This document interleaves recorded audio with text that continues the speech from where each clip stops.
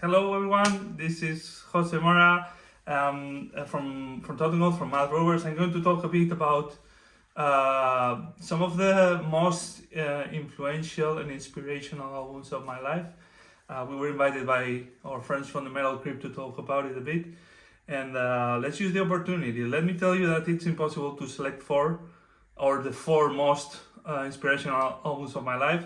There are so many, but we can say that these are four of the most inspirational albums of my life because there would be hundreds of many different styles. So let's start with some of them. I'm not going to go with the classics. I'm not going to go with Black Sabbath, Judas Priest. I'm not going to go with AC/DC or the Who or the Pink Floyd. These are all bands that I love, and they are the very obvious choices. I simply took a look at my collection. I was quickly scrolling and taking a look, and I found four of them that really made my life great and changed my life somehow. So let's start. Voivod, Dimension Hatross or Hatross. I don't know how it's pronounced. I think it's like a French word for it. This is the second in the trilogy. Killing Technology, Dimension Hatross, Nothing Phase.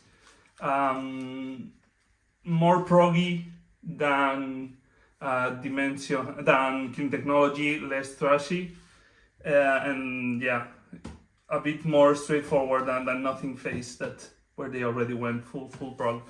For me, this album, I mean, I could have chosen any of those three albums. They are really genius. I like the concept on this one a lot. Again, we're talking about this space opera thing, whatever you want to call it, in this thrash sci-fi universe. Basically, I'm reading, inside a giant particle accelerator, a beam of protons traveling at near the speed of light meets a beam of antiprotons moving equally fast in the opposite direction.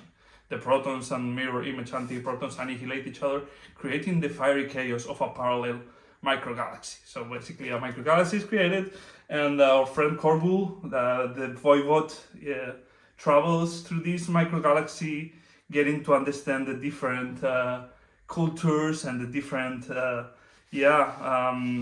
species in that microgalaxy that is created. This is the classic lineup: Piggy, guitar. He goes really, how can I say it? Really complex, it's really difficult to explain his sound, this is atonal, this is extreme, this is very creative, and this is one of the ultimate prog, thrash, progressive metal, thrash, whatever you want to call it, albums. Great stuff. I could have chosen Killing Technology, I could have chosen Nothing Phase, but this one, get it here now if you didn't. Let's continue. Something completely different. Nick Drake, Pink Moon. Okay, singer, songwriter stuff, and this is the last album in 1972. Five Leaves Left was great. Brighter Later was great. This is a heartbreaking album. This is the Portrait of Depression. The first two albums, they are brilliant. They were supposed to bring the artist to the status that he deserves, and it didn't happen.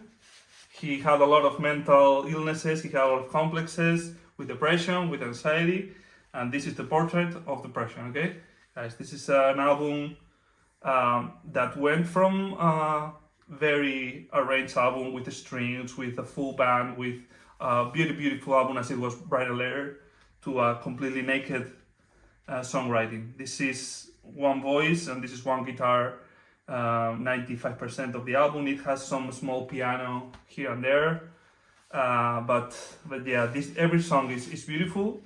Every song is really heartbreaking, and it shows the place where this man was at the time of his life. Actually, that was the time when he stopped playing live, when he stopped performing, when he stopped completely trusting in himself, and not long after that, I think it was 1 year, he died. We don't know if it was a suicide, if it was an accident, but yeah, this is the kind of album that can break your heart, but it's going to tore you inside, but it's also going to make you feel human, you know. So this is a big one. You need to hear it. What else do we have out here? Melvins Houdini, okay. The first major label release of the Melvins. This is 1992, if I'm 93, okay. Kurt Cobain was extremely famous back then, and he wanted to support the band that influenced him the most. And yeah, this album is the one that brought the Melvins to a bigger audience. Well, the lineup is the classic one with Buzz and Dale, but back then it was with Lorax, Lori Black, she was called. I think she was dating Buzz back then. And well, you see that the style, the aesthetic style is simply completely different to the kind of rock or the kind of music that was being done back then. This is a sludge metal before sludge metal even existed. This is doomy. This is really heavy. This is dark. It has some of the best songs like Night Goat. It has Lizzie. It has Honey Bucket. It has it has the Kiss cover, Going Blind, if I'm not wrong. Great album. They tried to make them go big, go major. It didn't work. The Melvins are not that type of band. They continue releasing great music on a yearly basis, but this is the ultimate album. Some are going to prefer Stoner Witch, but to me, Houdini is the album, okay? And last but not least, this one, yeah, I'm going to go a bit classic with this one. I'm going to go a bit classic. What do you think about this one? Do you like it? Well, it had to be here, King Crimson in the Court of the Crimson King. This was a time when art was above everything. The album concept was above everything. As you can see, it doesn't even have a band name. It doesn't have a title on the side. This was all about art. And well, I could have chosen again almost any King Crimson album. King Crimson, they're one of my favorite bands ever. It could have been Red, could have been Discipline, it could have even been The Power to Believe. I like almost every album, you know. But well, you eventually have to go to where it all began. Okay, 1969.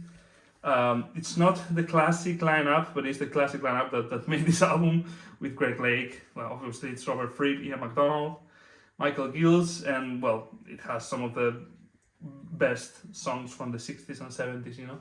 21st Century Schizoid Man, which is heavy, really heavy for the time in music. It's jazzy, it's progressive, it's risky, it's noisy.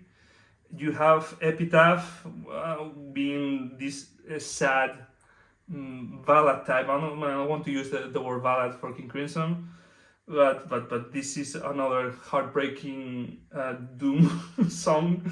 You have the epic in the Court of the Crimson King. You know, you have everything here. Some of the best guitar work of Robert Fripp.